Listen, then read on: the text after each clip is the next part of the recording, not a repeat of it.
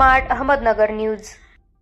मुस्लिम समाजावर आक्षेपार्ह वक्तव्य करणारे विधानसभा सदस्य यांच्यावर कारवाई होण्याबाबत अहमदनगर जिल्हाधिकारी यांना निवेदन देण्यात आले। शोएब आसिफ खाटीक, अल्पसंख्याक विकास मंडळ आणि समस्त मुस्लिम जमात ट्रस्ट यांनी महाअध्यक्ष वसीम बुरहान, सदस्य महाराष्ट्र राज्य अल्पसंख्याक आयोग यांना दिनांक 25/6/2025 रोजी दिलेल्या निवेदनाची प्रत सोबत जोडून पाठवण्यात येत आहे।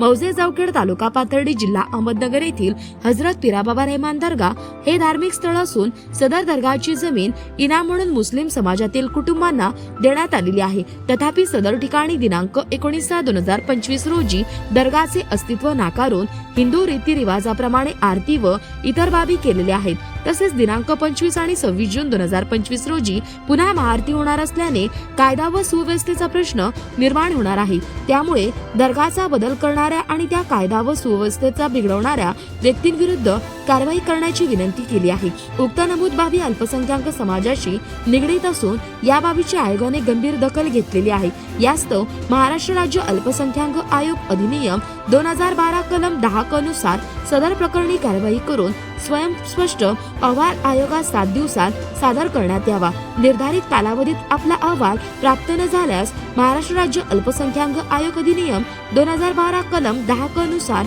सुनावणी आयोजित करून सर्व संबंधितांना आयोगाच्या कार्यालयात उपस्थित राहण्याकरता आदेश देण्यात येतील, याची नोंद घेण्यात यावी।